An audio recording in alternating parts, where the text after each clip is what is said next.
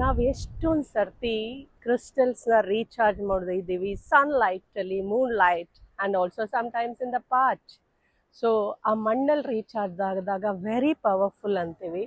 So ಈ ಪಂಚಭೂತಗಳಲ್ಲಿ ನಾವು ಯಾವಾಗಲೂ ಈ ಕ್ರಿಸ್ಟಲ್ಸ್ನ ರೀಚಾರ್ಜ್ ಮಾಡಬೇಕಂತ ಹೇಳ್ತಾನೆ ಇರ್ತೀನಿ.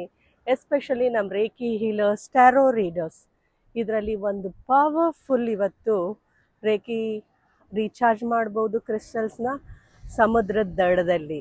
It is very powerful and energises. And one more for cleansing ಏನು ಮಾಡ್ಬೋದಂದರೆ, ಈ ಬೀಚಲ್ಲಿ ಬರ್ತಾ ನಾವು ಆಟ ಆಡೋಕ್ಕೆ ತುಂಬ ಟೈಮ್ ತೊಗೊಳ್ತೀವಿ, 1 hour 2 hours.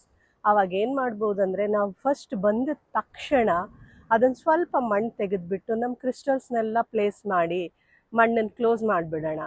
ಆ ಮಣ್ಣು ಮುಚ್ಚಿದ್ದಾಗ ಅದು ನಾವು ಆಟ ಆಡ್ಕೊಂಡು ಬರೋ ಅಷ್ಟರಲ್ಲಿ ಕಂಪ್ಲೀಟಾಗಿ ಎನರ್ಜೈಸ್ ಆಗಿರುತ್ತೆ.